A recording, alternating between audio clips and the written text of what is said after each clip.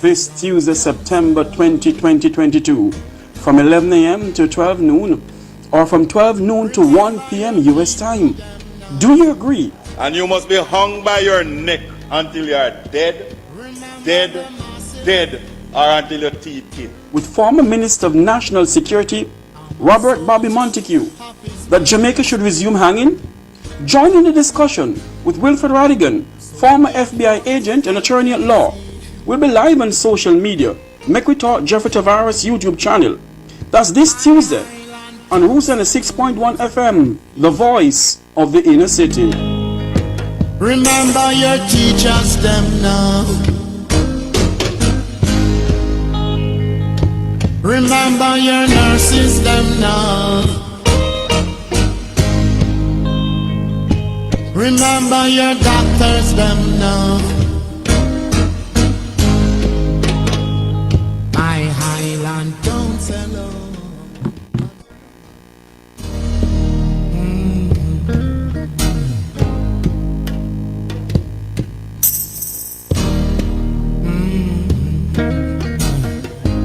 Hey, you're in tune to Roots FM 96.1 on the FM band. It's now time for Make We Talk, our 1 hour talk show with Jeffrey Tavares. Welcome, everyone in Radio Land and those viewing us. My name is Wilfred Rattigan, and my good friend, Mr. Jeffrey Tavares, decided to give me the honors of opening the program for him. And I'm greatly appreciative of the gesture. And I'm sure I'll find some way to return this gesture to him. Anyway, let's get into it.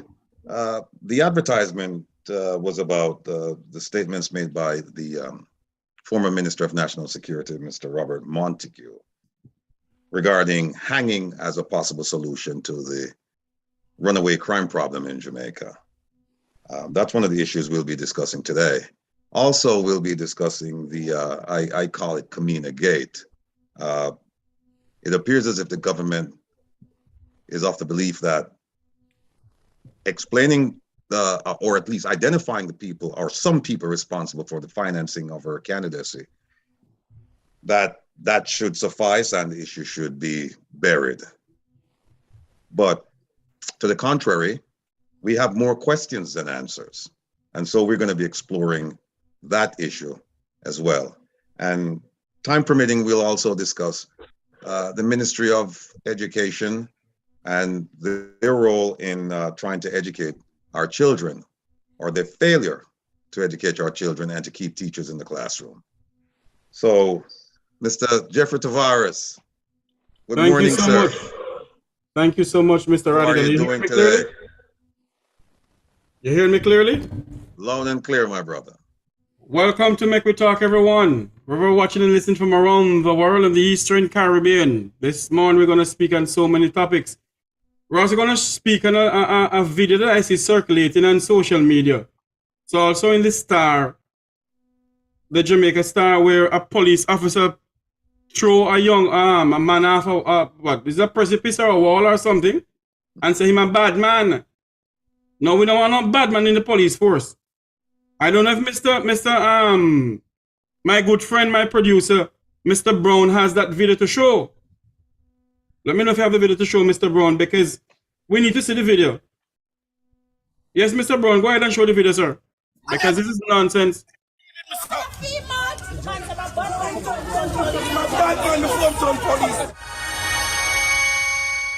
Can we see the video itself?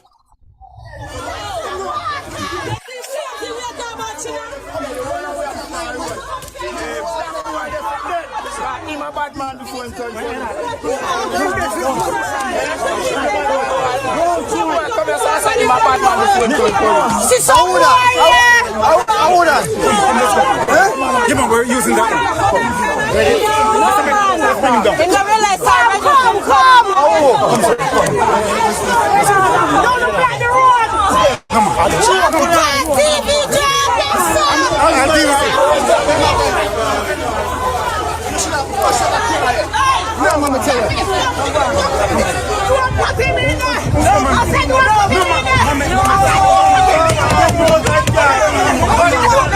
No,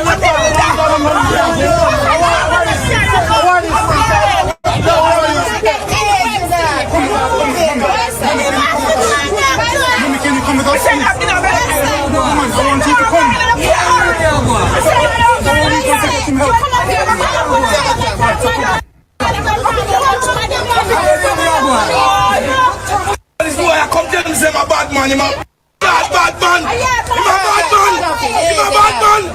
What kind of police that? What kind of police that you can tell me say him a bad man and they shoot me over the wall? Over the wall, man. Shoot me, no brother. I'm backing up. Never touch him at all, you know. I'm not touch him at all. Come. The man shoot me over the wall, you know. All right. Come here, defend. Because the man is dead this morning. I defend him, because scoot me to them. I'm here defend the man, and the man come deal with me, sir. Bad man, the front on police.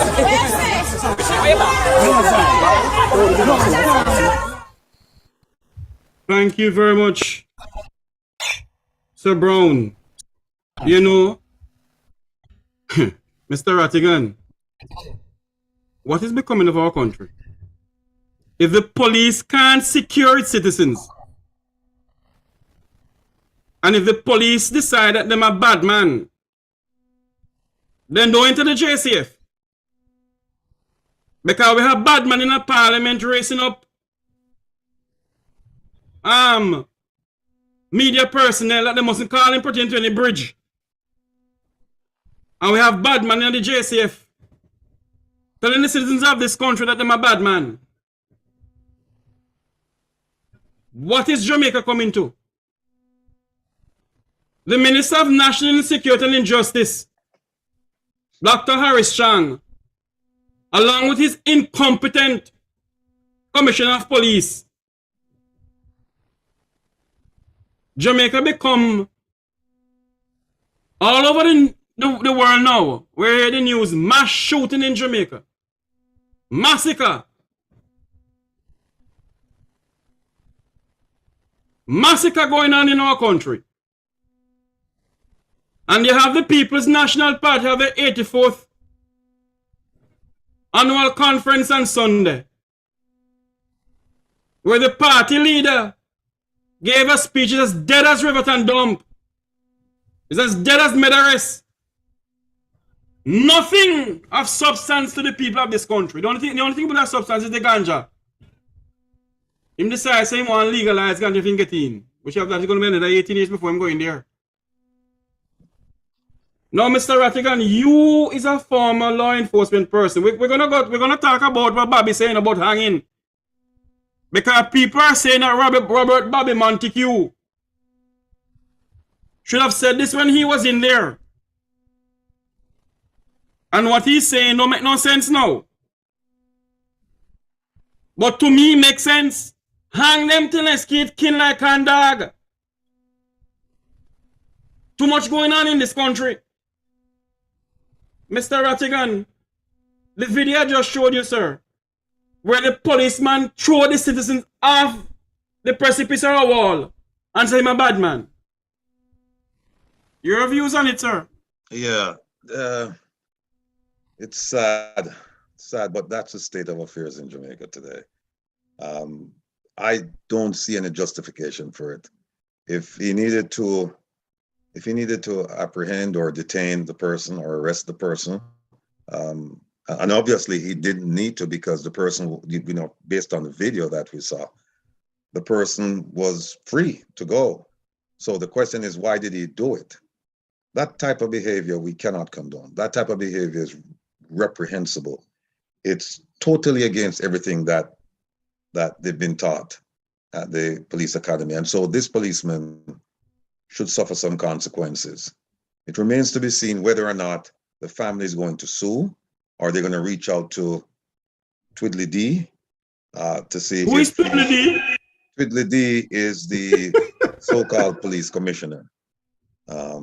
So they're going to have to reach out to Twiddly D to see if he'll take action, or some organization connected to the police with some oversight responsibility, if they'll look into this, because this cannot go unpunished or without investigation. There has to be an investigation of this.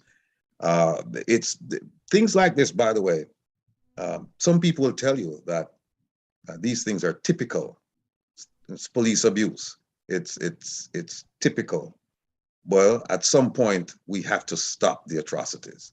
And like I said, and you and I are in agreement with this, that we cannot allow these things to happen. We have to draw the line and say, look, starting today, we're going to hold these people accountable. Some will say, no, give them a blah and blah, blah, blah, and go on for a while. Yes, but we cannot allow it to continue. Yeah, I'm sure it's against the law for that type of behavior, and I'm almost sure it's against police policy. So something has to be done. This doesn't require a whole lot of analysis or argument, because if he was going to arrest him, he should have arrested him. He didn't arrest him based on what we saw in the video, and therefore he should account for his misbehavior. The policeman I'm talking about. So that one is absolutely clear. We have video evidence of that. There is a clip. I should have told Owen about this, but I didn't. I'm pretty much sure I send you the video of Parliament where the former Minister of National Security, Robert Bobby Montague, said that they should resume hanging on the books. And if they don't decide to do it, take it off the laws of Jamaica. And I agree with him. What is your views on it? My view on that is Robert Montague was the Minister of National Security for some years. The crime rate was high. He never saw it fit. He put out a thing called the 5 pillars to address the crime problem in Jamaica. Hanging was not one of them. So I find it interesting that now that he no longer holds that position, he's rendering an opinion as to how to address crime. Keep in mind that he doesn't have a portfolio. He was Minister of National Security, then he became Minister, I believe, of Transportation. And now he was removed unceremoniously, and now he's Minister. This is where they put people out to pasture. No, he doesn't longer hold a ministerial position. He's just a normal member of Parliament. I know. They removed him from the Minister of Transportation, right. And now he's just a minister without a portfolio. I think out of the Prime Minister's office, right? Yeah. That's where they put the dimwits, and then they kind of revive them and then bring them out and have them take over ministry. Now it would be a colossal mistake to bring him back, to put him in charge of national security, because his claim to fame was that Imonkla was a man, and you can't use Wobia and fight crime. We already know that. So if that's so now I guess him coming back with the Wobia uncle and coming back also with the hanging bit. And it's true that the hanging thing is there, and it's the statute is there, and if they don't want it, they can remove it. But then you could make that argument for a whole bunch of things. I mean, that's why they created this constitutional reform ministry, so that Malahu Forchi can go back and look at a whole bunch of things, because the laws are outdated, a lot of them, and no one has seen it fit over the years to go back and look at these laws to bring them up to date. So with him saying this, I really pay no attention. And then if you listen carefully, right, everyone is quiet. You don't hear Tweedledee or Tweedledum coming out saying, making statements either supporting him or otherwise. You don't hear that. Who is Tweedledee and Tweedledum? Well, Tweedledee is the police commissioner, and Tweedledum actually is Tweedledum. Is the Minister of National Security. You mean the one of insecurity and injustice? Yes. One of the things that, and let me just digress a bit for your audience here. One of the things that we do with these kinds of programs is that we call out the deficiencies by the ministers and the ministries. And the purpose for that is to shine the spotlight so that they'll do better. We're not trying to get rid of them in the first instance. But there comes a point when you realize that, the Peter principle is in effect, that someone has been promoted beyond his capabilities. And at that point, when they don't take advice and they continue to make mistakes, you have to call for them to leave. Now, in Tweedledee's and Tweedledum's cases, we shouldn't have to ask for them to leave, because the public has spoken. The public, 93% of them said they have little to no confidence in these two gentlemen, and yet still they're holding on to their jobs. If they were in private industry, they would have been fired a long time ago, right? And then now Tweedledum, he came up with this thing saying police must shoot to kill and whatever. That's nothing new. That's been taught in the academy, that if you're faced with deadly force, you have to eliminate the threat. So what he said was a repeat of what they've been taught. So there's nothing new there. What's new And what's troubling is he said, if in effect, that if a suspect is injured, he's not going to have an ambulance taken to the hospital and waste $10 or $11 million to take care of him. No, that's very, very troubling. That's very troubling. And if that is coming from the National Security Minister, the Deputy Defense Minister, the Deputy Prime Minister of a country, that he's not going to call an ambulance and waste taxpayers' money, then God help us in this country. I am not saying that, you know, the criminals have anything to do with it, because listen to me. I said it already and I say it again. The criminals are becoming a clear and present danger to the national security of the citizens of this country. Go ahead, Mr. Rattigan. And some of those criminals are sitting in Parliament. We should not forget that. We should not forget that. Now, he also, you know, if you look at it from the standpoint of him being a medical doctor for decades, he took what's called a Hippocratic oath, which says do no harm. And if you kind of put the Ministry of National Security piece aside and you put him in charge as a doctor, how could a doctor make a statement like that? That no, we're going to leave the person to die in the streets. We're not going to take care of that person. Not only that, what if you have a shootout and you have an innocent bystander who's injured and you have a bad guy who's also injured? Are you saying when the ambulance comes, they should just take the innocent bystander and leave the person, the alleged criminal, in the streets and have him bleed out to death? I mean, it's nonsensical. And I am calling on the Jamaican people to make their voices be heard. We cannot have the national security infrastructure of Jamaica be affected by two idiots. They have no idea what they're way in over their heads right now. They're out of ideas, completely out of ideas. Their idea is legislation.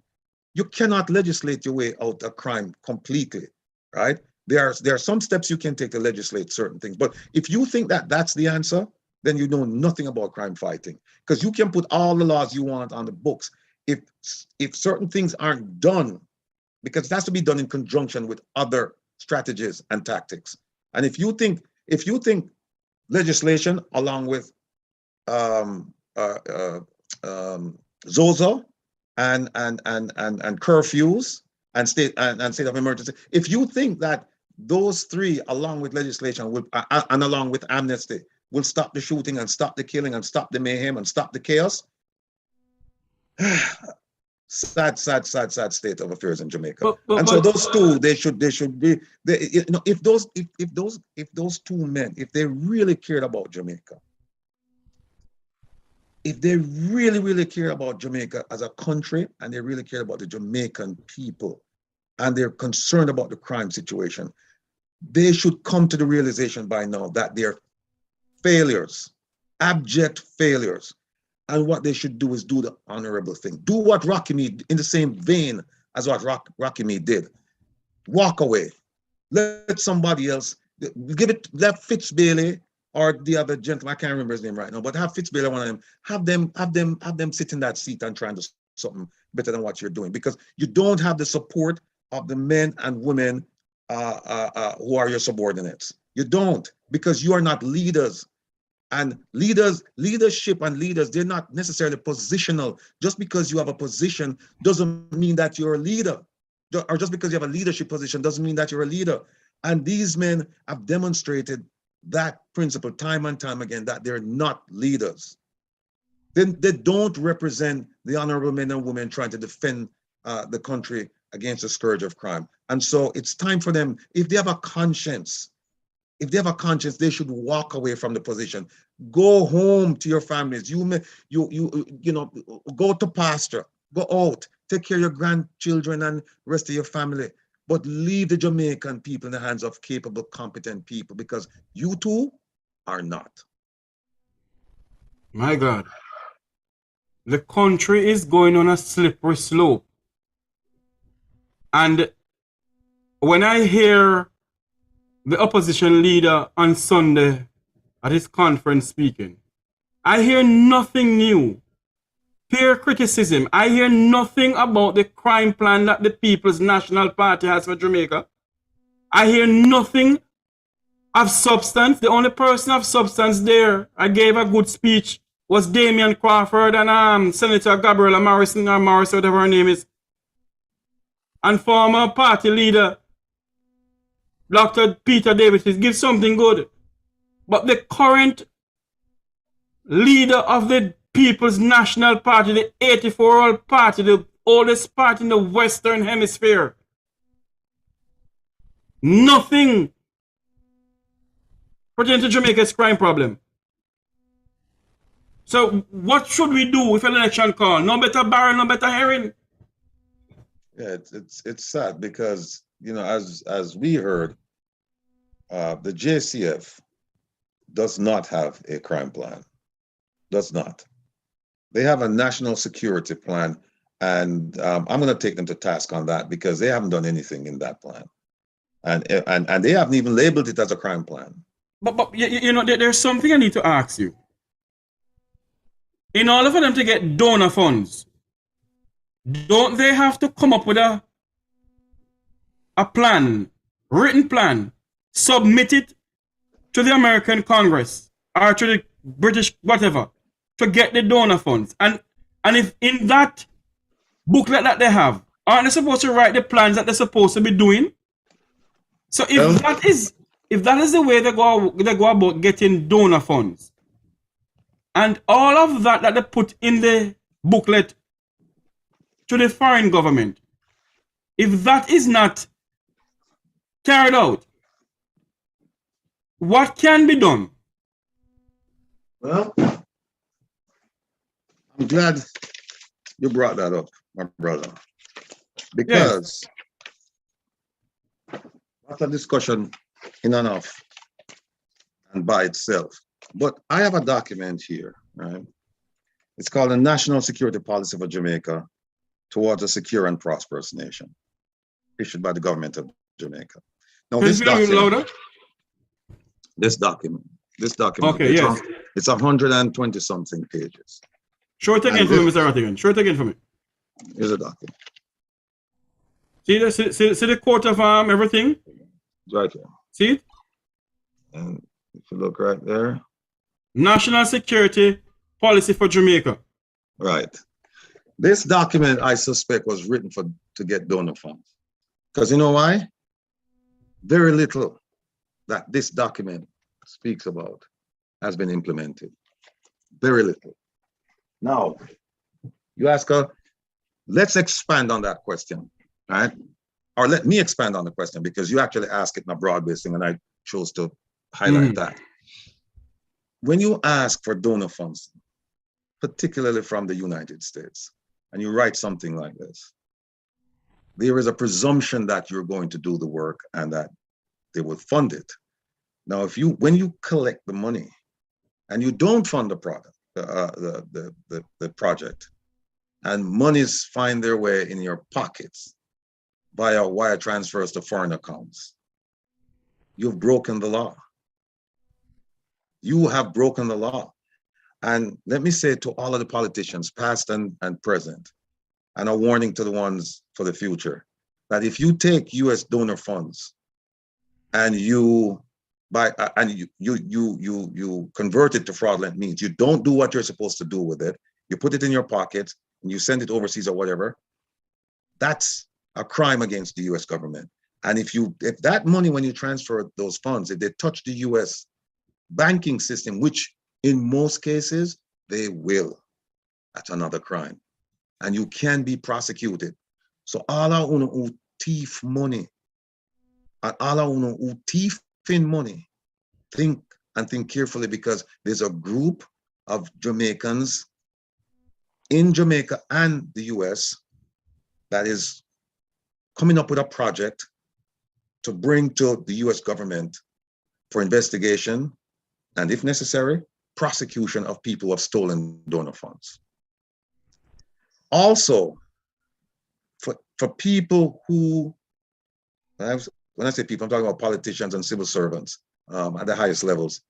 If you steal from the public coffers of Jamaica If you thief taxpayers' money, and that money, and you use a wire transfer, and that money touches the American banking system, again, you can be investigated. The money will be repatriated. So along a bank account up here in big house, forfeiture, seizure, and repatriation. And the money will go back to the Jamaican coffers where it belongs, rightly belongs. And you can also be prosecuted. So word to all of them, be very careful. What I would suggest is, for those of you who have money in foreign bank accounts and not thief the money, donor funds or taxpayers' funds out of Jamaica, we don't need to bring back that money to Jamaica and do something good with it, because sooner or later, you will be held accountable. And I can tell you that the arm of the US government is very long. You may not hear anything about it for 2, 3, 4, 5 years. And when you think it's peace and safety, a sudden destruction. And I've been a part of that, where we sat and we watched people for years, 3 years, 4 years, 5 years. And then all of a sudden one day you just show up and their world will just come crumbling. So again, I'm appealing to the politicians, particularly the politicians. If you thief donor funds, or if you thief from the Jamaican public, and those monies touched the US system, be forewarned. You need to do something with that money. Bring it back and take care of the poor people them. Some of the poor people them need jobs. Some of the poor people them need schools. Some of the poor people them need infrastructure. Some of the poor people them need housing. Some of the poor people them need medical assistance. Do something with that money. Do what it was intended to do. Bring it back and take care of the people, because otherwise you are going to be embarrassed. You are going to be scorned. You're going to be ridiculed, and quite possibly you're going to be arrested and face the American justice system. And it's not like the Jamaican justice system. Producer Owen Brown, that's a news clip for 12:30. The Jamaican people in the diaspora who have law enforcement credentials behind their name, or who are still in law enforcement, they are coming up, a whole group of them is coming up with ideas to present to the American government of donor funds that came to Jamaica. They're going to start investigating donor funds. God help them. Go ahead. And also donor funds. Hold on, sorry. We're going to take a quick commercial break. We'll be right back. Sorry about the mistakes. We're going to take a quick commercial break on Roots 96.1 FM. We'll be right back. Go ahead. Remember your nurses, them now. Become the hero on the scene by taking the COVID vaccine. Get vaccinated as soon as you get all the facts. Don't listen to the rumors. This vaccine might just make it possible for teachers to sit face to face with schoolers. This vaccine make it safer for everybody, from the young to the elderly. Don't you want to go back to living normally when things were more orderly? And if you want to live a long good life, then we all have to do what's right. So let's get vaccinated along with the heroes on the front line. A message from the Ministry of Health and Wellness. At MOJ, Ministry of Justice, come access quality service to keep order within the nation. We put together good legislation, legal aid to your pocket. A little is child diversion for you to need expertise. Victim service will help you cope with grief. Restorative justice, build back the peace. No matter where you come from, how we say justice for all Jamaicans. MOJ, Ministry of Justice, come access quality service. MOJ, taking justice to the people of Jamaica. Hi, I'm Sharon. Hi, I'm Marcia. I'm Adrian. Join us this and every Wednesday morning for Extraordinary Abilities on Roots 96.1 FM. Join us for news, views, and interviews with extraordinary people. Extraordinary Abilities every Wednesday morning, 9 a.m. to 10 a.m. on your extraordinary radio station, Roots 96.1 FM. It's gonna be fun, informative, and educational, but most of all, it will be extraordinary. Extraordinary.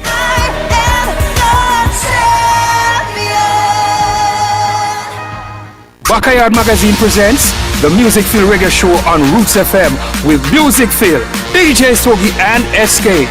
Every Wednesday, 5 p.m. till 6:30 p.m. This is the complete show where you get music updates, artist interviews and reviews. The Music Feel Reggae Show is brought to you by the legendary Backyard Magazine. Know your roots.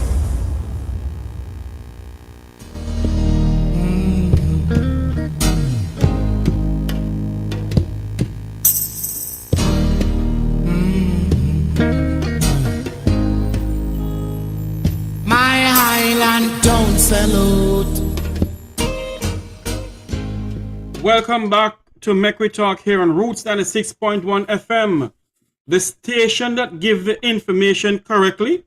We're not a dibby radio station.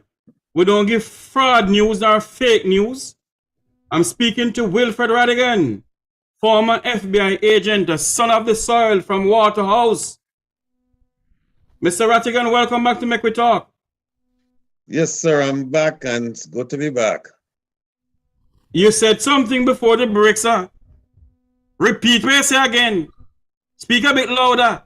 Yes, indeed. Can you hear me? Loud and clear. Loud and clear from Negril Point to Moran Point. Go ahead now, sir. Yeah. To repeat what I said, there is a group of Jamaicans living in the diaspora, and they're coming up with a project to approach the U.S. government to investigate donor funds theft and also theft of Jamaican taxpayers' funds that have been transferred using the American banking system. In the case of the donor funds, there are two crimes that assuming that a politician stole money and wired it, two crimes would have been committed there.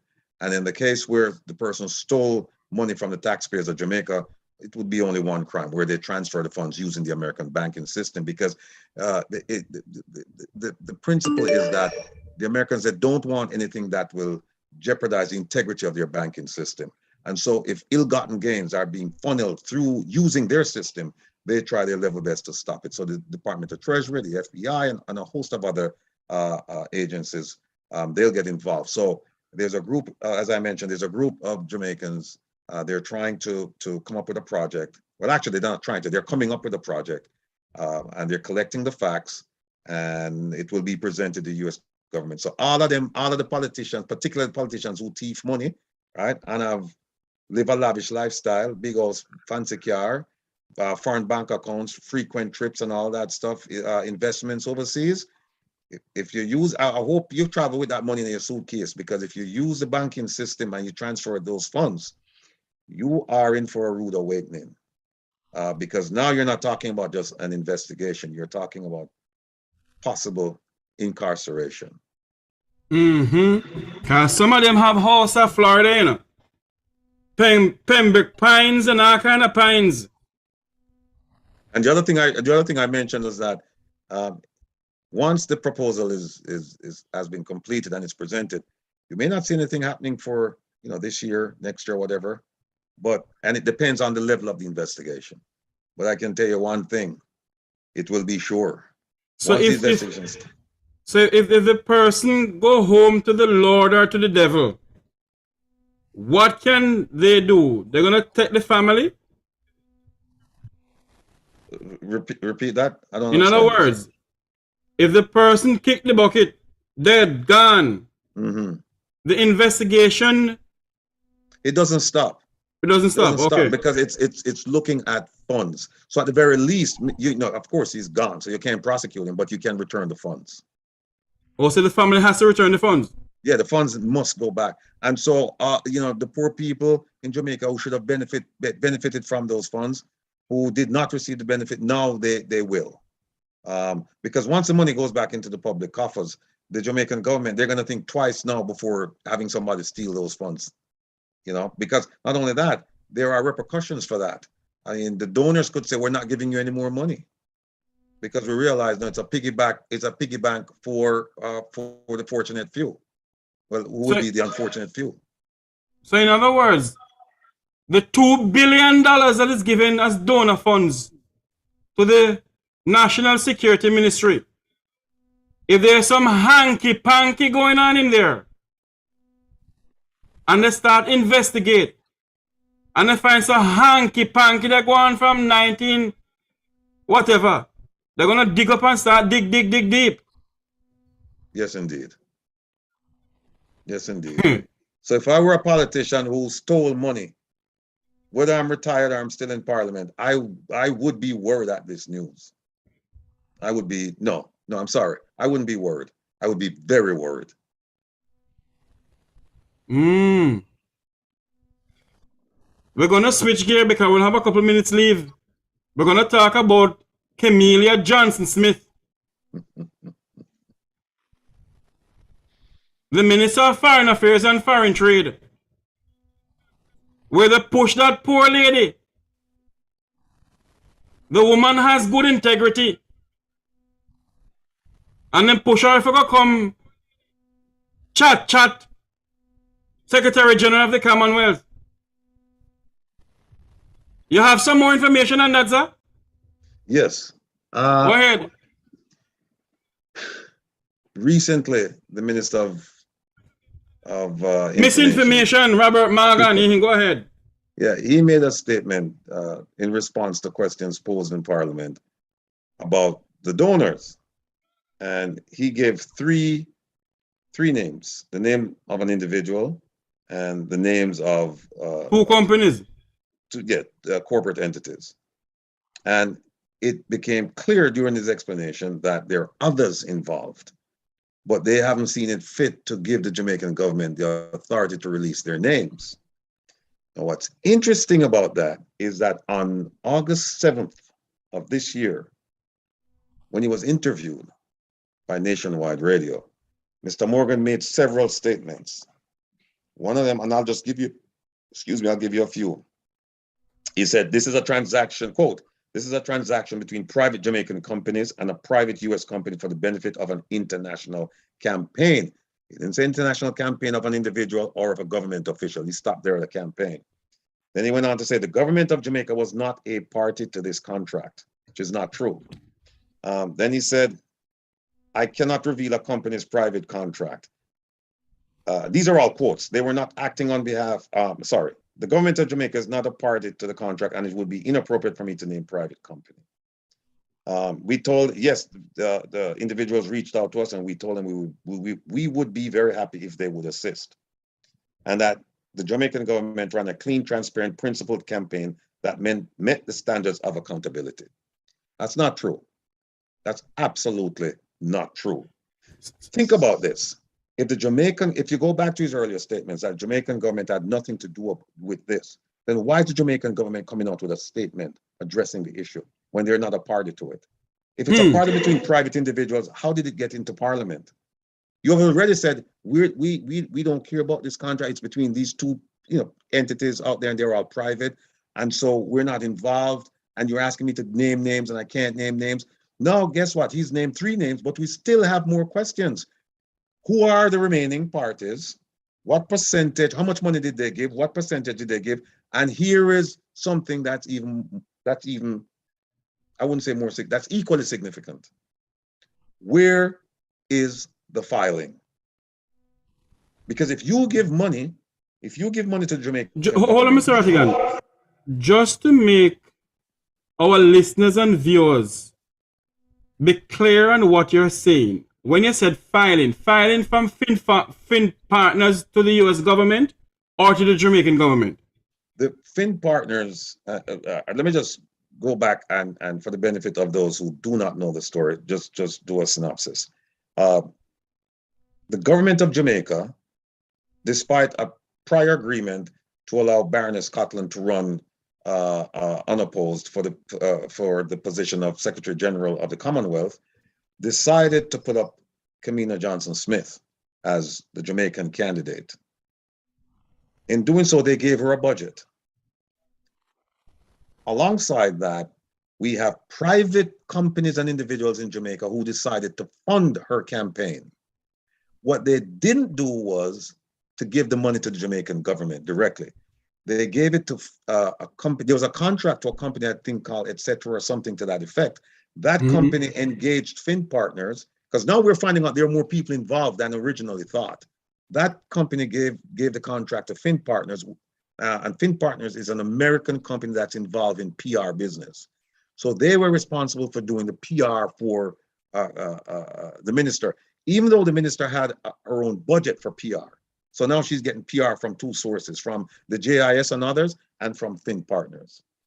Fin Partners did what it was supposed to do. It filed with the American government saying that we Fin Partners are an agent of a foreign power. Not agent of a foreign power, meaning that they're agents of the Jamaican government because they're doing work for them in the amount of $99,000. So they filed that report. In that report, they named Kamina Johnson-Smith as their client in her individual capacity. So hold on there. Is it Fin Partners filed it to the American government or the Jamaican government filed it to the American government? No, Fin Partners, being an American institution, is required by American law to tell the U.S. government if they're working with foreigners. Okay, I get you. Go ahead. So they filed that report with the American government saying that we have some foreign principles. We have a foreign principle, and that foreign principle is not the Jamaican government. It's Kamina Johnson-Smith. And they said, clear, I have the document. They said it's explicit. So they did that, what they were supposed to do. Now, that's on the American side. On the Jamaican side, what should have happened when the corporate Jamaica, the individuals and the corporations that were funding the minister's candidacy, they should have filed.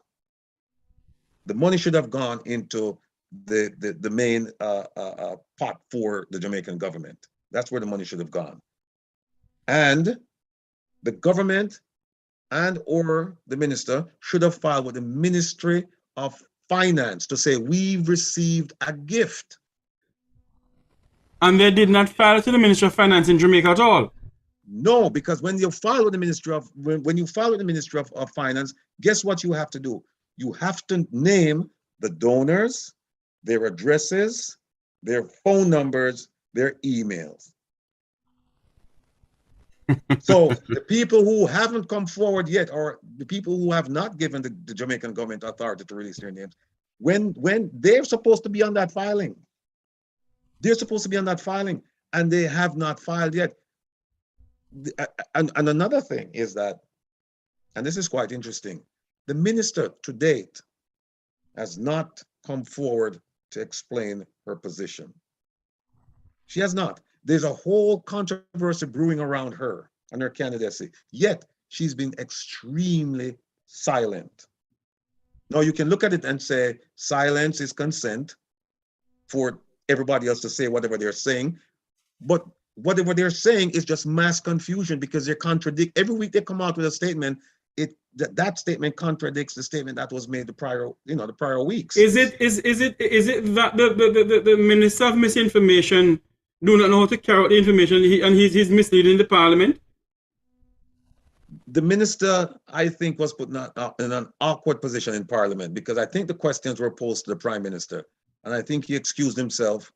And I'm being told he had to travel to the monarch funeral. Okay, so but in any event, he didn't answer the question, right? He wasn't there, and so the minister, instead of putting this off until some other time, he decided to release some information. And releasing the information has caused more questions to be asked. And the Minister of Foreign Affairs and Foreign Trade, she hasn't said a single word. Now, what I would suggest to you, my dear colleague, is for you to invite her on your program to clear this up. Or if she doesn't want to come on your program because she doesn't have to, is at least be accountable to the Jamaican people. They won't come on this program, Mr. Rattigan. But she can come out. That's fine. But she needs to come out to the Jamaican public and make a statement clarifying the whole thing, because she's central to all of this. And we haven't heard anything. We hear people talking about her. I'm willing now at this point to say, I'll give her the benefit of the doubt that she's not, there's no hanky panky, she's no Andrade, she's not involved. But she has to come out and say that. She has to come out and say that. And so I'm imploring the media in Jamaica to say, look, we have heard from the Minister of Information, and we're getting confusing information from him. Right? We haven't heard from the Prime Minister regarding this. And we haven't heard from the person who's central to all of this. She should come out and make a statement and clarify this, put it to bed once and for all. If she doesn't do it, if she does not do it, then we are left to our own perceptions of what actually took place. And why is this so important? This is important because this nonsense has got to stop. It didn't start with her. It did not start with her. These are things that the things that we discuss, these are things that have been going on for years.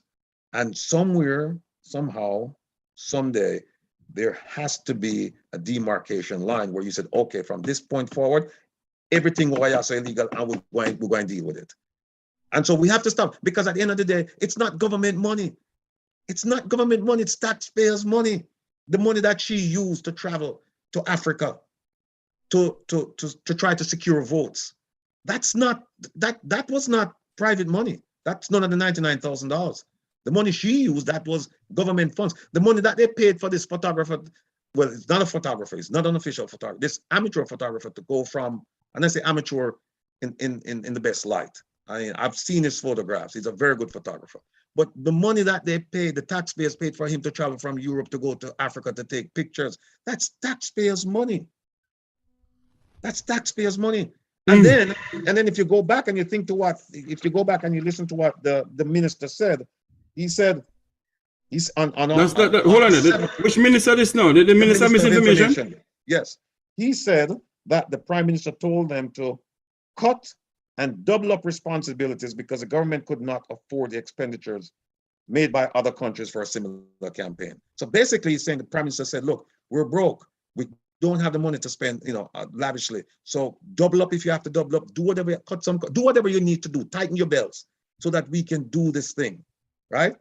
But what's interesting, the same prime minister took a whole delegation to Kigali, including the present ambassador to the United States.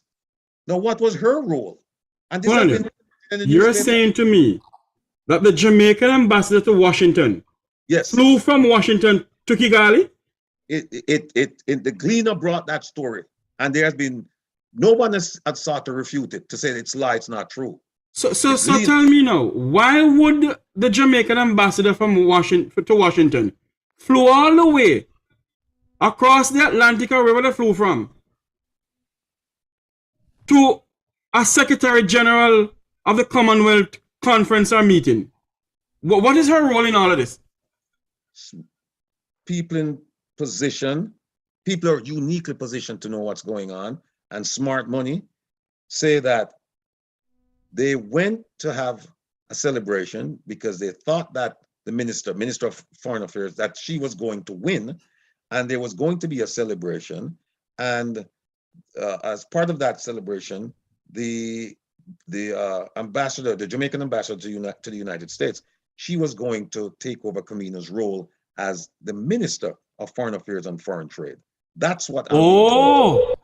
So that was the plan, that the current ambassador to Washington from Jamaica, if the present Minister of Foreign Affairs had gotten the chat Secretary General of the Commonwealth position, then the current ambassador become Minister of Foreign Affairs and Foreign Trade. Touche. Bangarang. Touche.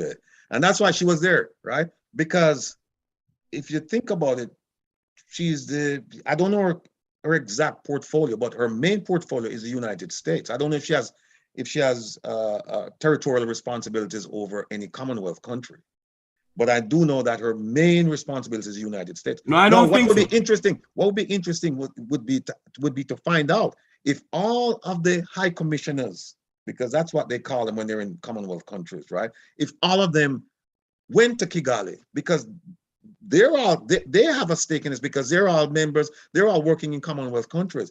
It would be interesting to find out if all of them went or just a select few went. And if the select few went, who are those select few? Why did they go? And all of this, mind you, the poor taxpayers of Jamaica. All of this. None of those ministers took money out of their pockets and spent for that trip. None of them. And I can assure you that when they went to Kigali, they stayed in very nice hotels, and they ate very good food. I can tell you that. Meanwhile, we have people in Jamaica who can't know where them next meal come from. But not only that, Mr. Rattigan, the teachers of our country are living in drugs along with the nurses. They have no money to pay them. And the Minister of Misinformation went and tell the Parliament all kind of bangarang. And the Minister of Education came on this program and couldn't tell the people of this country why is that she can't lobby for the teachers for them to get a proper wage in this country. And yet, Minister Delroy Chuck is saying that it costs him too much money to be in politics. Like, come out of it. Well, that's a lot of unpacking to do right there. A lot of unpacking to do. You know something? We don't have enough time now to lead on this program here. And there's something that we're going to go back to this, you know. We're going to say to the people who are listening on Roots FM, switch over to the Make We Talk Jeffrey Tavares YouTube channel, because we're going to continue with this after we come off at 12 o'clock. The important thing to note is that the Minister of Foreign Affairs and Foreign Trade is central to this, because she is listed in Exhibit A of the registration statement filed by Finn Partners to the U.S. Department of Justice as a foreign principal and in her individual capacity. So if that is the case, then I don't understand how come the Minister of Information would make such a statement because he's the Minister of Misinformation. Yeah, it's the same minister came on national radio and the same radio station here and speak about Ambassador Ward. And he's not an ambassador. He's a fake ambassador. The same Minister of Misinformation, who is also in the Ministry of Education. Robert Morgan, and you me talking, you're the Minister of Misinformation. Yeah, they shouldn't be there. Now you have another one man in Everall Warmington. I want you to listen to this. No. Are we going back to them, you know? No, we're not done with the minister. No, because I want to make this come on. We don't done with them yet. I want to listen to these people. Something. Is that the only bridge in Jamaica that needs replaced for the repair? No, it is not. But I just want to get an update. Is that the only bridge in Jamaica that needs repair or replacement? You called me about Fatima Bridge? I'm just seeking an update on the matter, Mr. Warmington. I don't need to give you no update at all. I'm asking if that is the only bridge in Jamaica that needs replacement or repair. That's not the only one.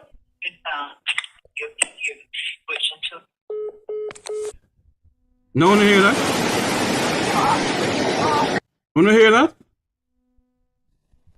He's the Minister of Work in the office of the Prime Minister. There's a bridge that breaks down between the two constituencies in Manchester of Michael Phillips and the Speaker of the House. What's your name? Dal Filiberta? Where people are walking on wood to cross the river. And Everall Warmington, who is the listen to me, who is a servant of the people of this country, is telling the news organization that he doesn't have to give an update. You know what? In which modern democracy can this nonsense happen? He should be fired. But you know what, Jeffrey? You know what? There's a pattern and practice of putting square pegs in round holes. And what do I mean by that? We have taken unqualified, arrogant nincompoops, and we've put them in positions of authority. And so at some point you have to focus on the Prime Minister, because he's the one making those decisions. Take, for example, he took a man who's not a medical doctor. He has a PhD in marketing, and he put him in charge of health. And we'll explore what his deficiencies. Then he took the medical doctor. He didn't put him in Ministry of Health, but put him in charge of national security.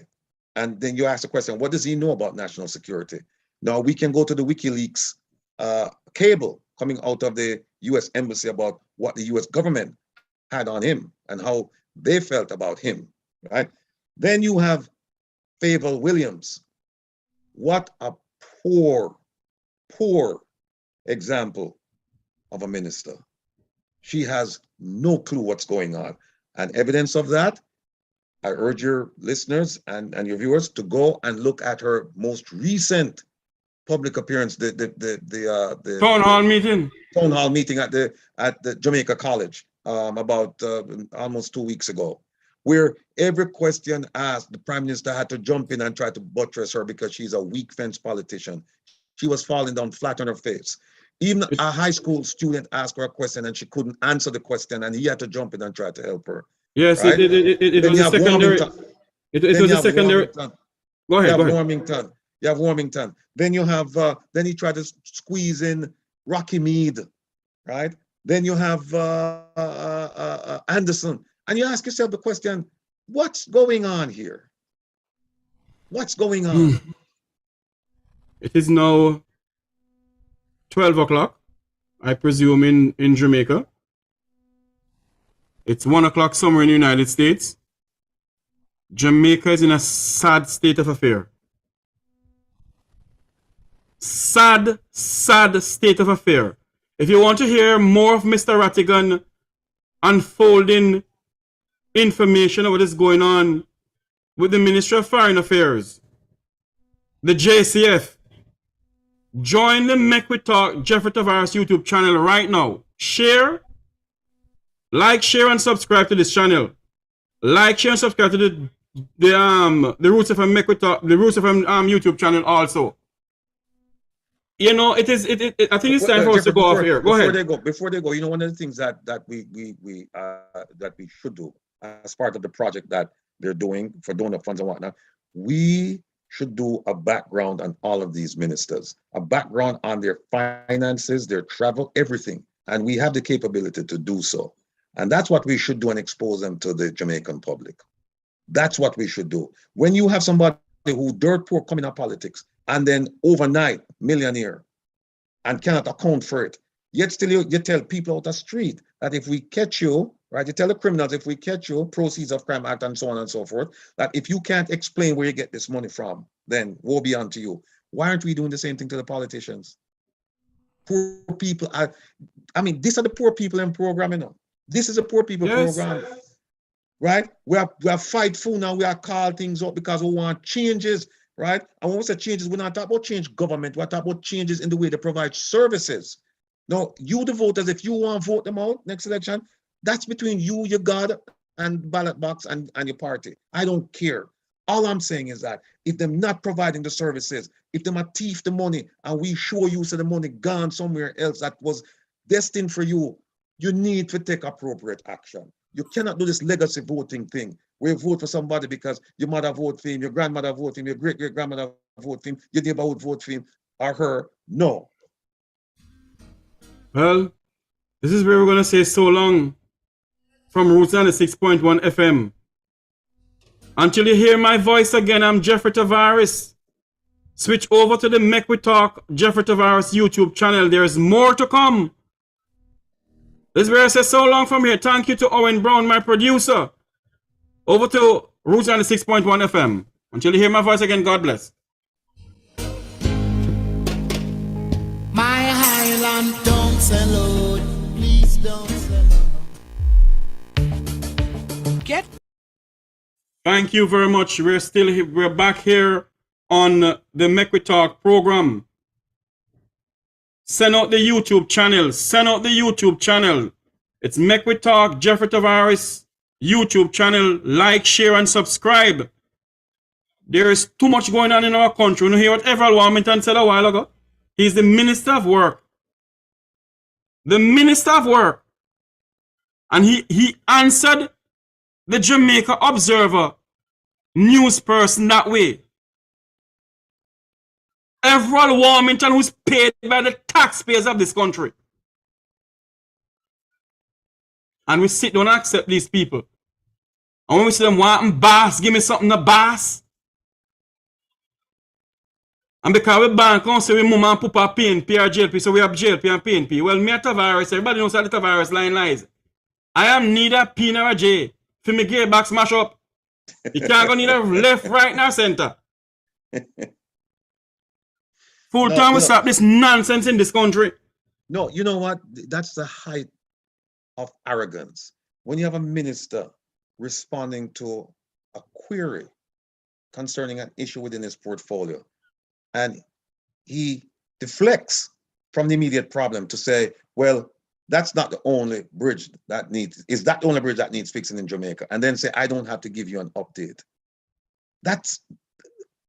It's unfathomable. The Prime Minister should call this man in and give him his walking papers right away. But Mr. Rattigan, Everall Warmington has been doing this for years, and nobody knew nothing about it. He disrespect the media, he disrespect the voters, and nobody knew nothing about it. And he's still in the Jamaican Parliament. So why they keep voting him in? According to his constituencies, keep on putting him back in. Why? And him, hello, he's gonna get some national award. They're gonna give him some national award. Not surprised. Not surprised. This is the level. I think he's gonna get old jackass or old donkey, something like that. Old deer or J, something like that. God help us in this country. I mean, it's the bridge or the lack thereof is cause for concern in that community. And I've listened to some of the people in that community speaking to the media about the fact about how they have to cross the river and the dangers they face, especially young children going to school. And for a minister to come out like this, in fact, you know, you also want to ask, did he go visit the site himself? Did he go visit? Yes, he and when hold on there. What I'm gonna say, when the bridge first break down, I get to understand that the lady said and nationwide said that when the member of parliament for the other side, who is also the Speaker of the House, came with Everall Warmington, she had also called her MP, Michael Phillips, and say, heard about it. Michael Phillips didn't know about it, you know. He had to travel and come up there. When he came up there, at the time he saw everything that they were looking on the bridge and whatever. They went down. This is the word of the Speaker of the House and nationwide, that she and Michael Phillips and Everall Warmington went down to the mayor house to have lunch. And then nyam like the GG who go around and just nyam.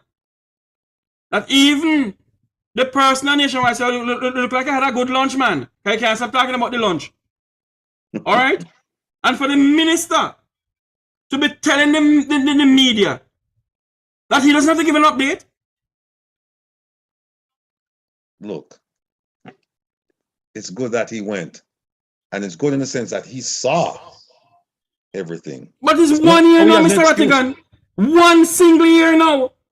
And then somebody should have asked him, the media person didn't get a chance to ask him this, but if he said, if that's not the only bridge, you know, that's not the only bridge that needs attention in Jamaica, the question should have been, okay, are you aware of all the bridges that need attention in Jamaica? And also, what are you doing about them? You're the minister. You're responsible to the people. You respond. And so shame on those people who keep voting this jackass in, because you cannot have, given his history based on what you're telling me, this man should have been sent home a long time. He should have been sent home a long time. But you see, when you have weak leadership or no leadership, this is what happens. This is what happens when you have weak leadership or no leadership. You have these renegades who go off and start doing their own thing. And also, you know, it seems to be a trend in Jamaica that if you're arrogant and if you insult people and if you carry on, somehow you're hailed as a star. You know, people see you as somebody to look up to, you know, and this is the type of bad behavior that we're trying to impress our children with, right? That shouldn't be the case. Somebody like this, they need to sit him down. The Prime Minister need to sit down with him and say, listen, this nonsense has got to stop. You need to go out and make an apology. You need to go and apologize. But the funniest thing, he has never, I do not recall that man has ever made an apology to nobody. Not one single soul. Yet they find money.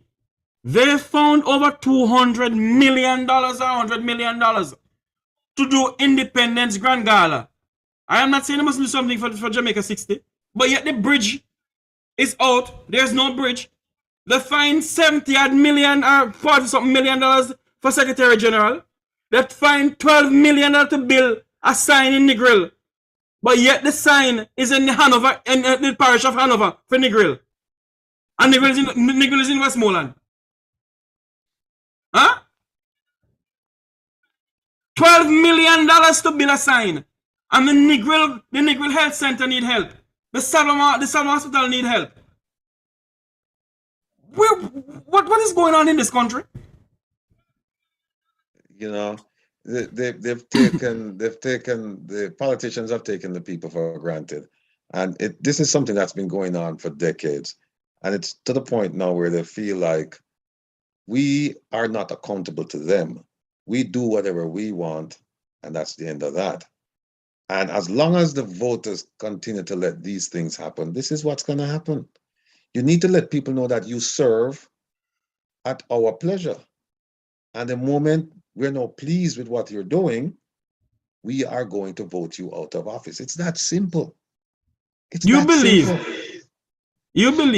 if this was the United States of America, and a congressman or a congresswoman come out and say she doesn't have to say anything to the media and whatever, you think they've been there same way?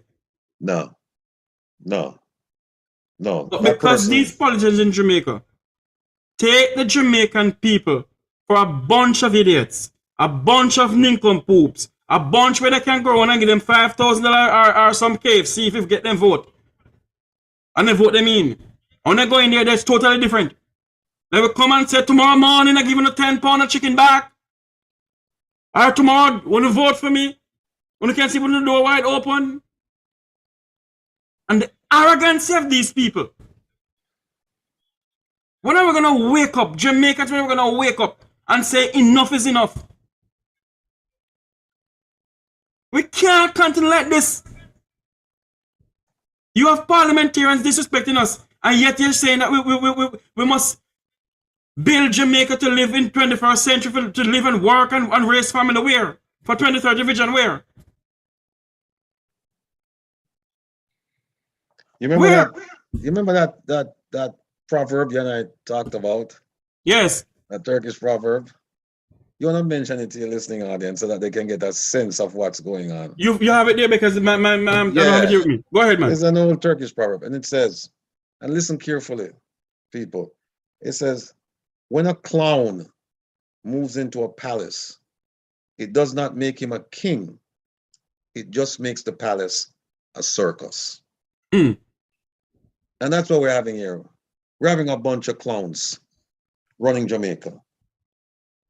There's no other way to say it. A bunch of clowns. When you have a minister who's going to tell people that he doesn't have to respond to questions about a major issue in his constituency, and that that's not the only thing that he's working. That's the only bridge that needs to be fixed, and so he's not going to account to anyone.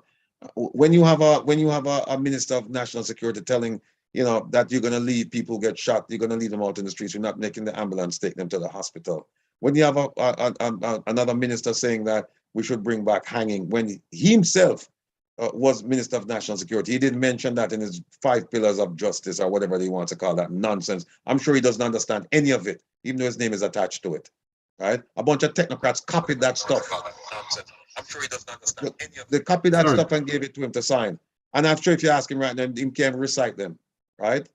And then you have an education minister who, if you think about it, people are saying that we're having some functional illiterates coming out of not a significant number. They're saying of our children are functional illiterates when they leave primary school and high school. But guess what? We have an educated fool in charge of the Ministry of Education So what do you expect? The woman, she has no concept about educating Jamaican children. She doesn't. She's out of her element. And I say this not because of what people told me.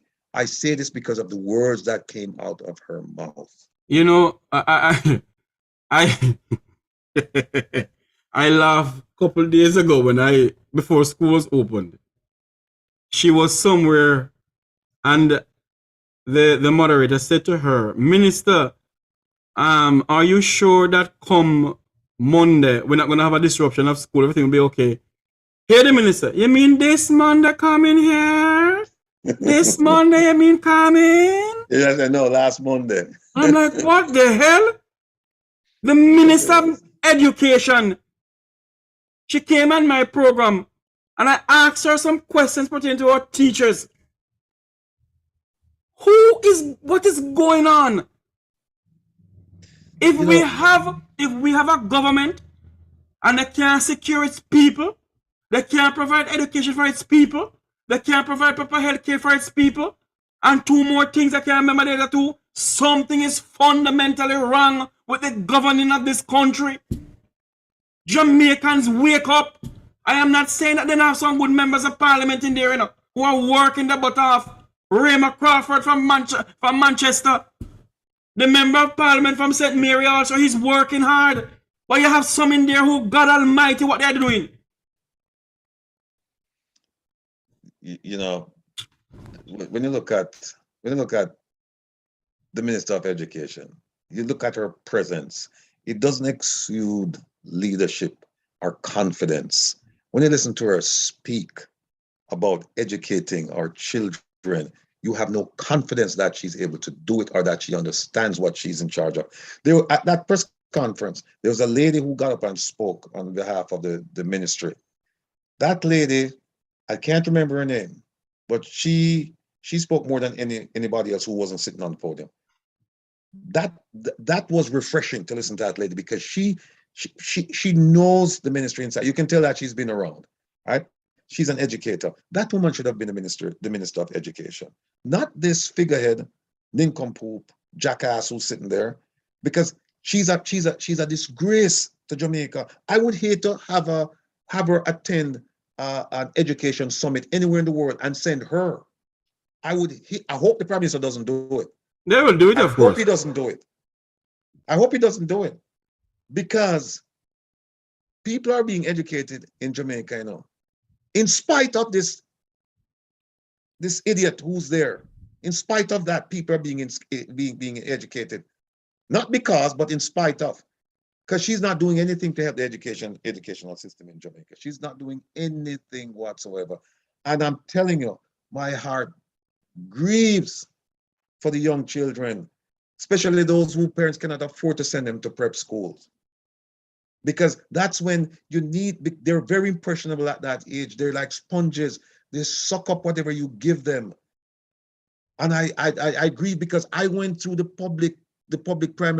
primary school system in Jamaica, and we had good, solid teachers. Oh, yes. We had a minister who cared about the educating the young Jamaicans. You remember you remember the late, is it Enid Gallimore? She was the Minister of Education at one point. Her name was Gallimore. Yeah, I mean, gone are the days when people had a really, when the people had an interest in educating young people, because they said, everybody says, young people are the future. Young people are the future. Yeah. Future what? Future what? Because at the rate she's going, young people will be the future criminals in Jamaica because they're not educating these. They're not spending the time and the effort. They're not. Oh, furthermore, the ministry, where is the money to educate these children? Where the former Minister of Education gone with? Exactly. One of the questions you hear nothing more about it. One of the questions that they should have asked her, they should have said to her, no.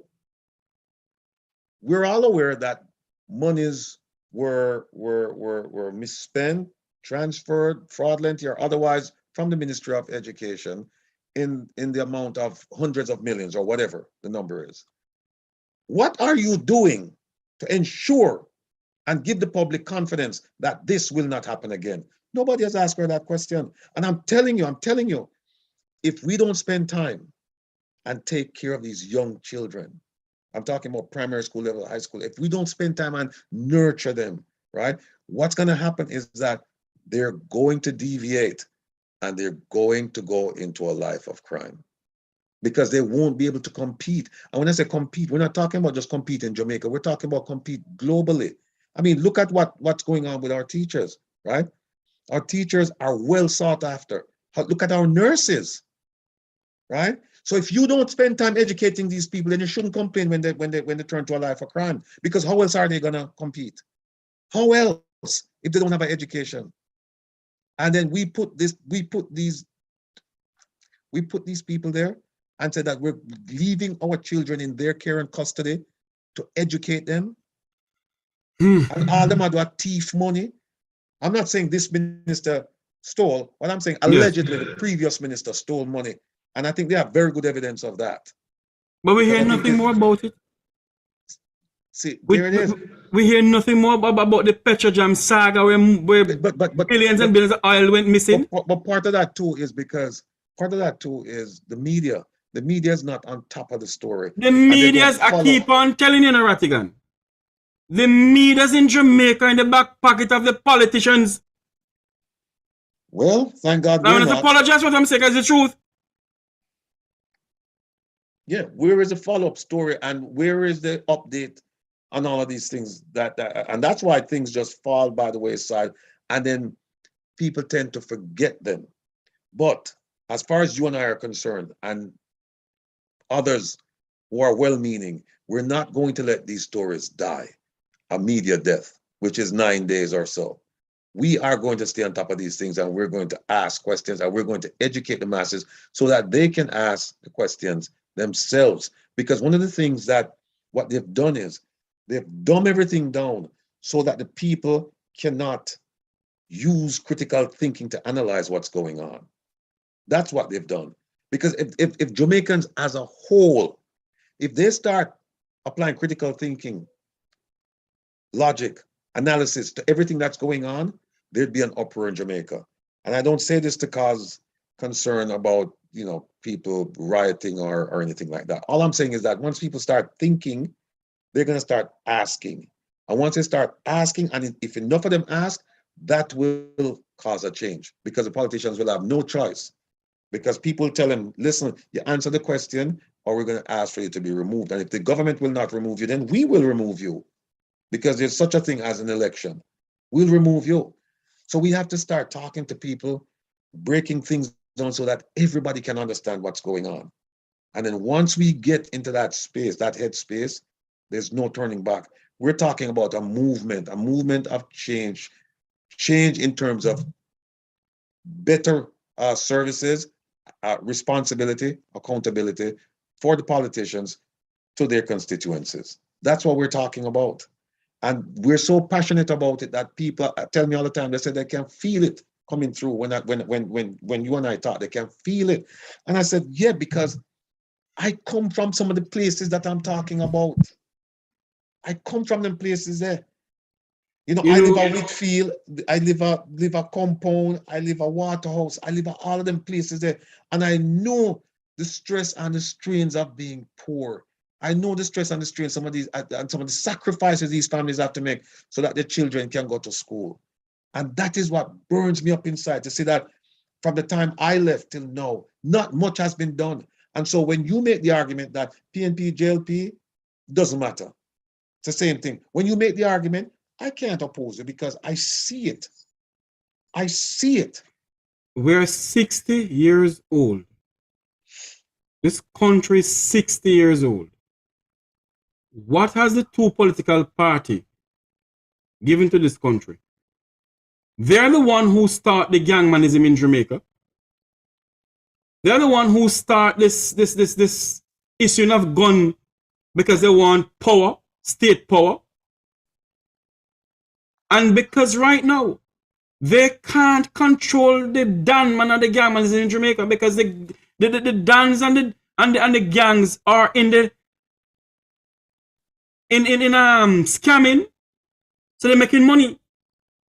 But to give you an example of how there is no government policy to deal with crime, I think it was Delroy Chuck who said that we should consider talking to the dons and try and work with them. And I think it was the Minister of National Security, or as he called him, insecurity. Insecurity. Yeah, he was opposed to it. They're not speaking on the same voice. And you think that they would or they should, because one is Minister of Justice and the other is Minister of National Security. They go hand in glove. But look at it. Isn't a damn shame for the Minister of Justice in a modern democracy so that you're going to talk to criminals in your country? You can't stop the criminality in this country. They're going to talk to criminals pertaining to what is going on to see if, would the FBI try and talk to people? They would never even make that statement. They would never make such a statement. No, and this is the difference between professionals and amateurs. That's the main difference between professionals and amateurs. The FBI would never consider making such a statement. Even if they're going to do it, they would never make such a statement. And if they're going to do it, they would coordinate with other stakeholders to say, hey, look, is this a good idea or whatever?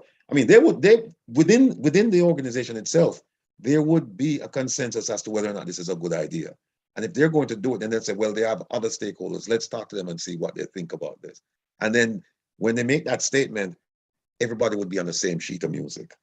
You would not have one over here says something, and one over there says something, like what we have in Jamaica. It's crazy. You have Chang saying that, we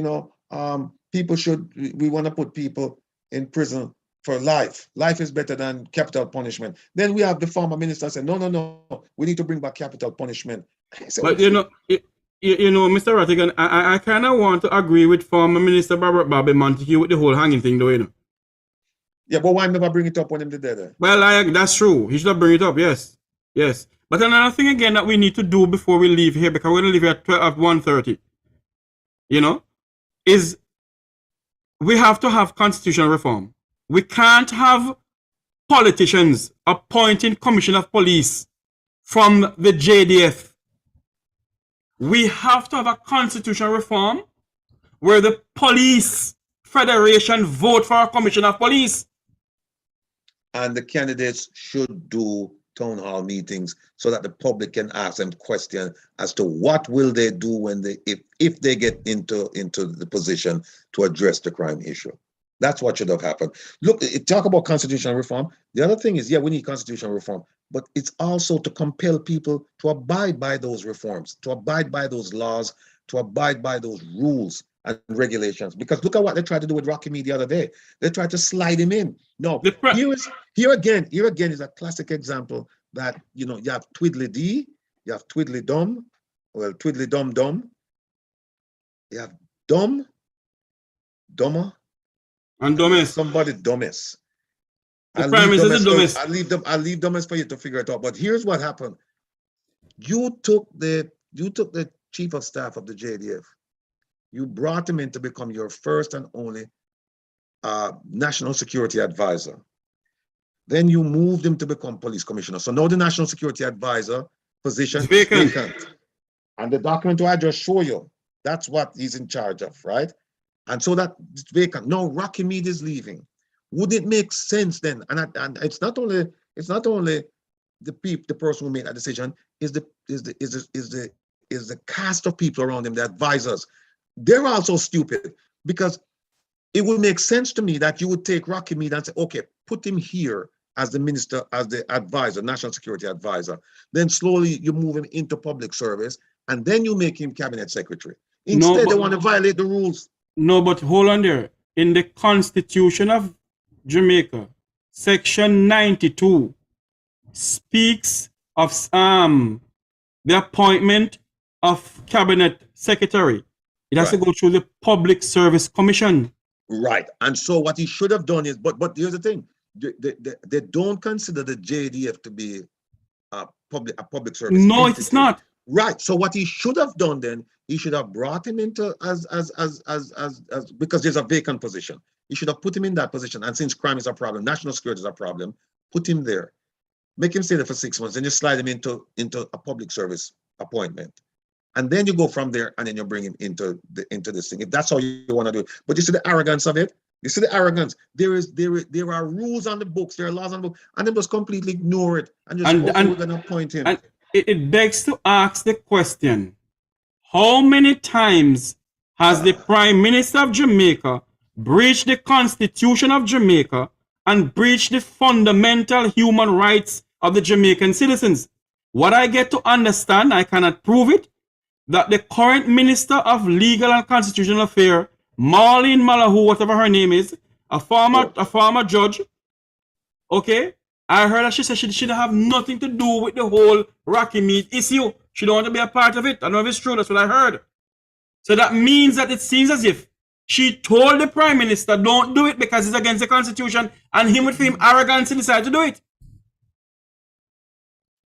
You cannot, so you're saying to me that there's nobody in the public service to become cabinet secretary? You forget one of your military person. What are you planning to do? Militarize the government? We're going down that slippery slope. That's what they plan to do. Mm-hmm. They pump more money. They pump more money in the JDF than in the JCF. Let me ask you this question, and I've been thinking about it. The JCF has been in existence far longer than the JDF. Yes. Right? The JDF has a primary responsibility of securing and reassuring the lives, property of the Jamaican populace, essentially, right? Over the years, we have done and we're still continuing with that experiment, that JDF experiment, that you figure that, okay, JDF guy, he has discipline, he has respect, he has this, he has that, leadership, all of that stuff. We're going to move a JDF person and make that person the police commissioner of the JCF. It's never happened in the history of Jamaica where they took a police commissioner or someone from the JCF and put them in charge of the JDF. To become chief of staff. Why? Because you know, see what's going on? They realize that they're putting the Jamaican people back against the wall. So when the people start, they already have the arm of the government that is already militarized. Because they have spent more money in the JDF than in the JCF. It's the same way some armored car came on the wharf. But I don't know what it. And they said it was in Jamaica. It was right here. It was right here in Jamaica. Mm. And by night they move it up. They move it to Upper Camp. You know, in containers. What's funny too is that the UN General Assembly has started, right? And of course, Jamaica is represented, right? The Prime Minister and so on and so forth. And normally when they come, I remember 2016 because I went to that one. They would have a town hall meeting to talk to the diaspora. Mm. I don't think they're having one anytime soon. They're here now, but I don't think they're going to have one because I think he's going to say he's tired. He's coming from Queen Elizabeth funeral, so he's tired. Okay.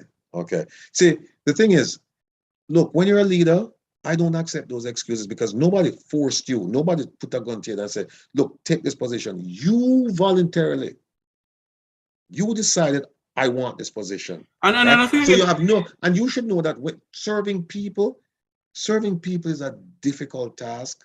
It's a tiring task, but it's also rewarding when you help your own fellow man, right? And so any excuse you give me, like I'm tired, I'm this, I'm that, then I can't accept it because I'm like, no, you're a leader. You're supposed to just keep going. Hold on, Mr. Rattigan. I'm the one who said maybe he's tired. No, I know what you're saying, but I'm saying that I'm sure that for some of the things that he hasn't done, he's given reasons as to why he can't, and they're unacceptable in my personal opinion. Because when you're a leader, you lead. That's what leaders do. Leaders lead. You don't come up with excuses. You lead, and if you fail, you take the blame. You don't push it off on people. So, for example, all of the corruption and the fraud and the scandals and all these things going on, the Prime Minister should take blame for them because he's the one who appointed those people. True. He And should that have is done his why due diligence. And that is why I'm saying to you, we have to have constitutional reform where if they're gonna vet Wilfred Rattigan to become Commissioner of Police, he has to go through the Senate, the upper house, the lower house of the Senate, for them to ask him questions, what he has planned. It can't be that in our present constitution, we just push in as Commissioner of Police. It cannot be. There comes a time that we have to call for constitutional reform in our country. And the time is now. Of course, I support that. If you ask Twiddly D, under what plan are you fighting crime? Because you have to have a plan. You just don't go out and fight crime because, you know, it's not something that innately people just go out and they start doing. You have to have, because you have a whole bunch of issues that impact how you go about doing this. So you have to have a plan. What is your plan to fight crime? Where is the plan? And then they can ask Twiddly Dumb the same thing. You know, where is the crime plan? Because you're in charge of the police commissioner. So you're supposed to, you give the policy. So you say, listen, I want a crime plan. I want it on my desk, get it done. Did you give those instructions? Were they followed? Where is the document? And how is that document translated and cascaded down, cascaded to the ordinary policeman? If you ask the ordinary policeman in the street, what are the priorities of the JCF? He can't tell you. The similitude of that is putting somebody's name on a bulla cake and give them and then yam it and then No, hold on there. The priority of the Jamaica Constable Force at this present moment is to terrorize the poor, pauperizing bus and taxi drivers in halfway tree and every length and breadth of this country. That is the crime fighting apparatus the Jamaica Constable Force have under the leadership of the current Minister of National Insecurity and Injustice, and also under the leadership of the Commissioner of Police, and also under Deep Wayne Mackenzie. That's the only crime plan they have found in this country, is to travel from downtown Kingston to halfway tree and terrorize the poor, pauperizing bus and taxi drivers. I'm not saying that some of these taxi drivers that have no behavior. I have one farmer who all him do is chat pay damn nonsense in coming with take off tint. The Jamaica Urban Transport Company, their glass are tinted and nothing is being done about it. What name again? The bus company, JUTC, is not exempt from the road traffic law of this country. And it's full time. The bus and taxi men in this country rise up and say enough is enough. A former SSP is on a campaign from Wappy Kill Philip to take off bus off a road because of tint. And it's still going on and he's no longer in there and it's still going on. Bye. No, Mr. Rattigan, country is going down a slippery slope. The ship is sinking. Jamaicans wake up, the ship is sinking. The time has come. We must stop this PNP and JLP bullcrap in this country. The People's National Party and the Jamaica Labour Party has no crime plan for Jamaica. Massacre Sunday evening on a football field. Where are these guns coming in from? Jamaica, we don't manufacture gun. No, in the Caribbean manufactured gun. And these politicians started this gang in this country to get state power. And it's out of work now. It is now 1:30. It's time for us to come off air. Your final word before we go, Mr. Rattigan. Well, we'll just keep hammering these points home and hopefully they'll resonate with the people of Jamaica and people start talking, because that's how you start the movement. Starts by informing people, awakening their senses, and having them start to do the thinking for themselves. And once they realize it, there's no stopping people power. There's no stopping people power. No government can stop people power. They'll try, but they won't. And time and time again, history has proven this to be the case. So people need to wake up. They need to start making some noise. They need to start applying for their permits and do whatever is necessary to protest action that they find distasteful, unconstitutional, and otherwise. And they need to start talking to their politicians, but they need to start talking from them from a position of power, not from a position of powerlessness. When they talk to the politicians, they have to tell them, listen, we put you there. And if you cannot provide, if you cannot produce, then we will remove you by the ballot box, right? They need to get this clear to them. And I'm telling you, once it starts taking hold and it starts spreading, you will see a change in the way politicians do business.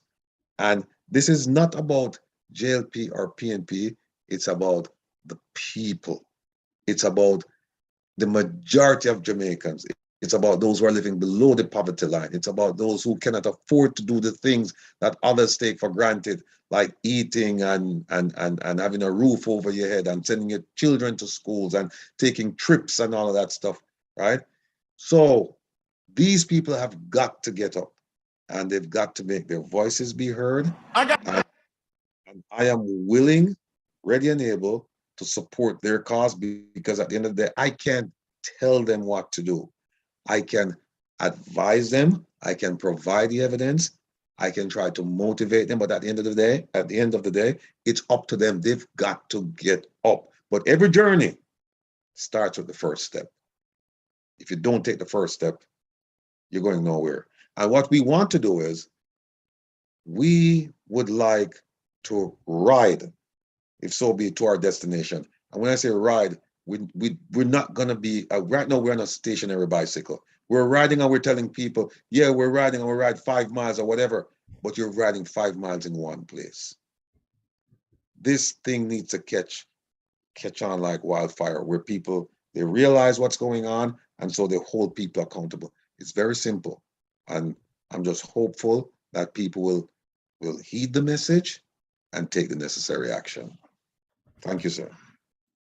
My viewers on Facebook and YouTube, let me say something to you all. When I ask you to subscribe to my YouTube channel, it's not about money for Jeffrey Tavares.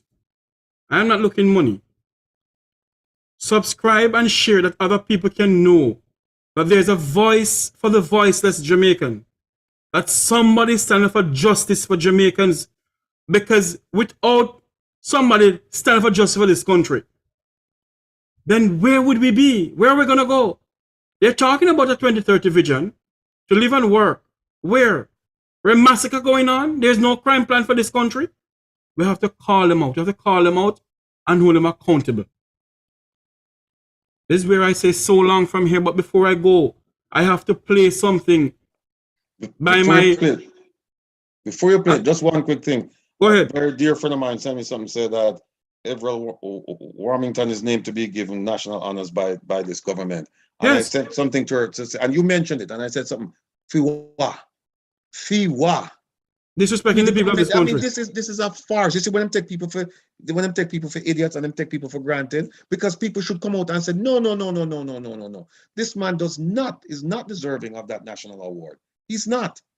And what them do with the award, I find out, by the way, and them friend and company, them give the awards to, them friend and them company.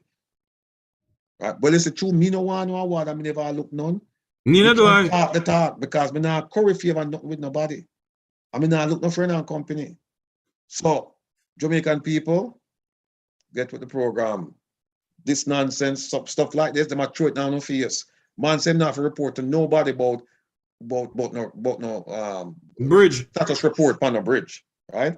And yet still people are suffer and a fair cross a bridge, dangerous conditions. And you hear what him say, and the government turn on and say we're going to give him a thing.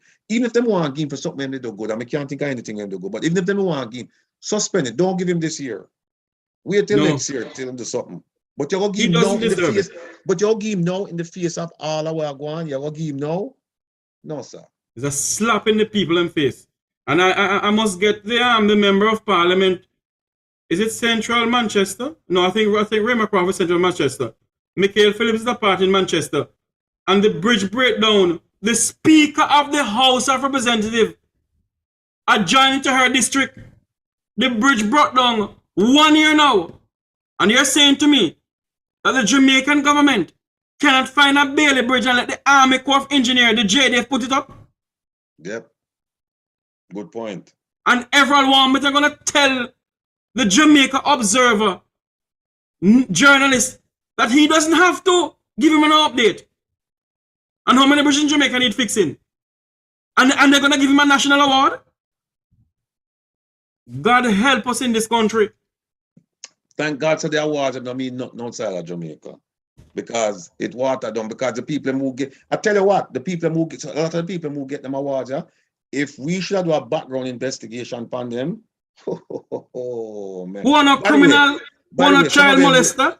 By the way, I'm aware that background investigations have been done on some of these people by people in the diaspora.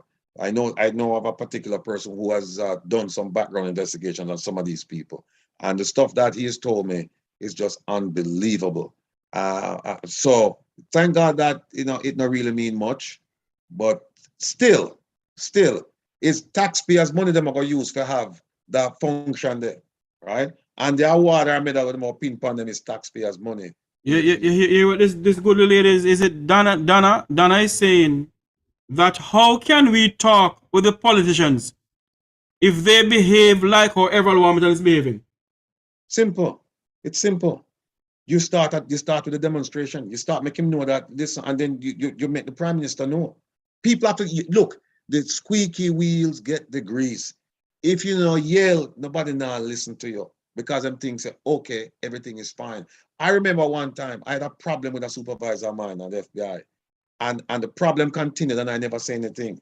And finally, when it finally got to me, and I went in to see him one day, I said to him, sir, you're doing this, you're doing that, you're doing that. Him said to me, say, I'm sorry, Him said, why didn't you bring it to my attention? As if it's my obligation to bring it to his attention for him to do wrongdoing, for him do me wrong, right? So me supposed to tell him to do me wrong, as if him no know say do me wrong. So him say, why? Him say, why didn't you bring it to my attention? And I said to him, well, I was hoping that Providence would intervene. Him said, Providence? Him said, you have a mouth. You need to speak. I'll never forget that. And from that day there, in the organization there, me not talk. Me not talk. Because them say, if you yell, nobody now pay attention to you. If you say, hey, look for me why you saw, things not good why you saw, nobody will pay attention to you. So the people in Jamaica, the question is, how can you speak to the politicians if they behave like Wilmington? There are ways you can do it, and you will get their attention. First, out of courtesy, you try to get their attention, and when that fails, then you go to the Prime Minister. That's what you do. You follow or you subscribe to the Make We Talk Jeffrey Tavares YouTube channel. Yes. And you call in because they listen to me. Yes, they didn't listen. Of course. My fellow Jamaicans, this is where we say so long from here. I'm gonna play one of my heroes' speech, his final speech before he died, the late John Lewis. If you see something going on, speak up. This is where I say so long from here. Listen to this. The great John Lewis. I got arrested a few times. During the 60s, I went to jail 40 times. Since I've been in Congress, I've been arrested another 5 times. And I'm probably going to get arrested again for something. I'm not suggesting that any of you should go out and get arrested. But when you see something that is not right, not fair, not just, stand up and say something, do something.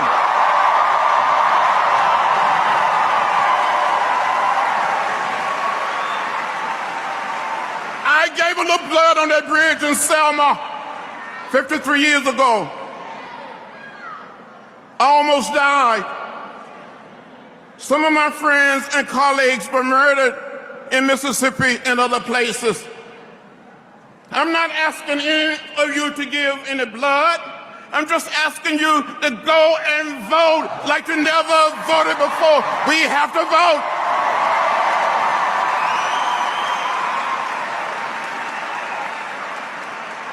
The vote is the most powerful, nonviolent instrument or tool we have in a democratic society, and we must use that. Use it. Go out and vote.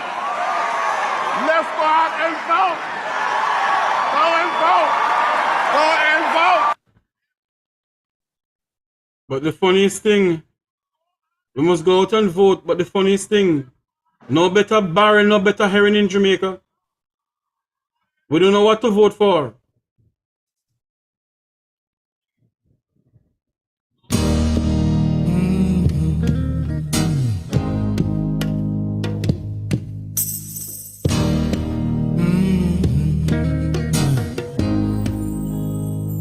My Highland don't sell out.